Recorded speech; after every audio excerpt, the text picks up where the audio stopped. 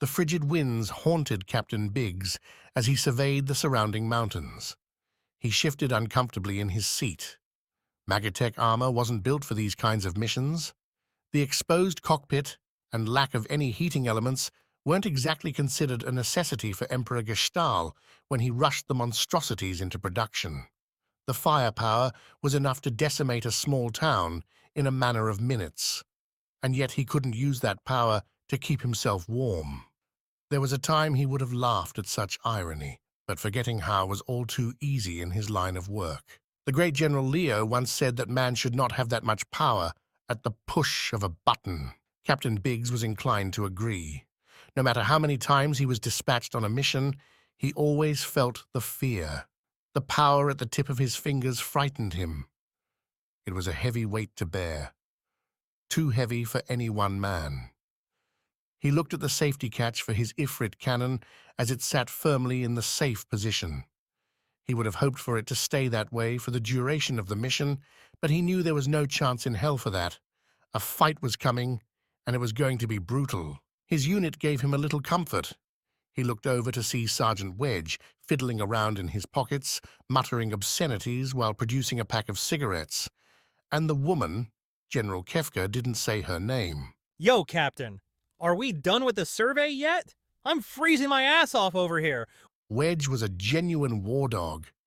He wasn't like those cutthroat murderers from Zozo that Kefka adored, but he wasn't exactly far off either. Biggs didn't like him, but he was good in a fight, and more importantly, he followed orders. That was enough for the captain. We'll leave once I say we're ready, Sergeant. There were too many elements that could go wrong during the mission. The militia were posted through the mountain path, armed and waiting.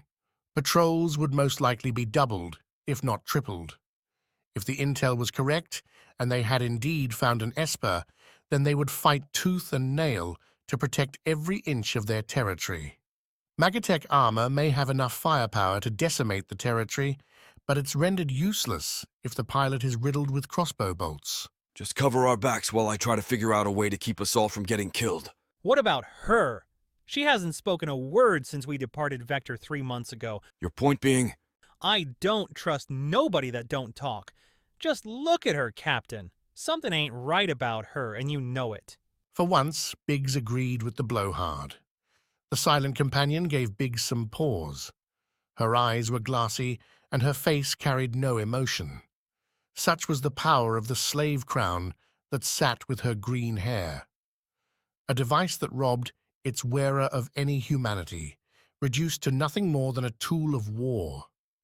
She would follow orders without question. The perfect soldier. The mere idea unsettled him. An officer can't trust a soldier with no humanity. That's what made soldiers different from murderers. At least that is what he told himself. After 3 years as an officer in Kefka's Marauders, he wasn't sure if he could tell the difference anymore. Biggs would have rather brought someone else. Anybody else. But Kefka ordered him to bring her along. Biggs had no love for General Kefka, but he knew better than to question his orders. She wasted 50 soldiers in full armor in less than 3 minutes when we invaded Zen. You'll be glad to have her watching your back when things get dicey. The Marauders' attack on Zen was a bloodbath. She did more than her fair share of killing that day. They all did. The attack was months ago, but he could still hear the clown's order. Burn the city! Kill them all! There wasn't enough whiskey in the world to drown out the screams of the children he must have orphaned that day. I don't know. I don't like it, Cap. Right now, I couldn't care less about what you like, Sergeant. Biggs snapped. She'll follow orders, and you will as well. Have I made myself clear? Crystal clear, Captain. Crystal clear. Good. Now shut your mouth and let me get back to work, he said as he turned to face the cliffside. One last mission, then I'll be free, he thought to himself. His transfer to General Leo's Black Lion Brigade was denied 6 times. His skills with Magitech were too valuable to the cause. Such was the curse of being one of the best armor pilots in the Empire, second to only General Kefka. But for years, all Biggs wanted was out.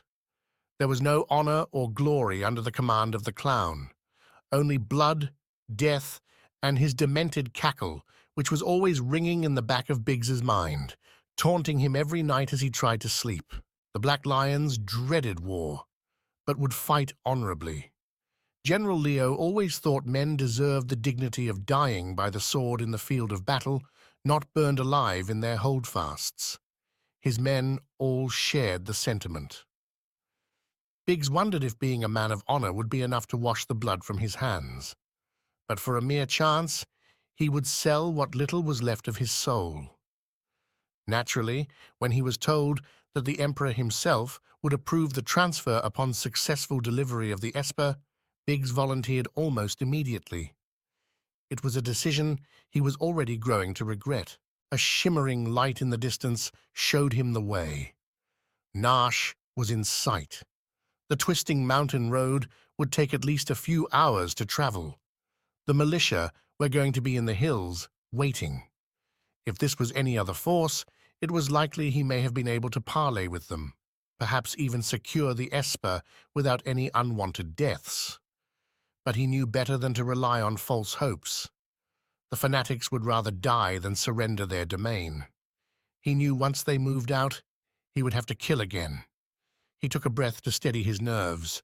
Okay, we're good to go. Finally! Sergeant Wedge said as if he were a child on his way to the fair. I've been itching for a good fight. Remember your orders, Sergeant. You are not to fire upon the militia unless attacked. Do I make myself clear? Hey, who do you think I am, Cap? General Kefka? He had a point. Wedge was a maniac, to be sure, but when compared to the clown, Wedge was practically a pup. That's enough, Sergeant. Keep your thoughts on the mission and off of your kill count. He looked to the silent companion. You, take point. We'll head in from the east. Move out! Her armor let out an intimidating growl as she led the column down the path towards the mining town. The sharp winds sounded like screaming. Biggs failed to keep the screams in the back of his mind. He looked at the twisting mountain trail. One last mission, He thought, as he started his descent towards the city.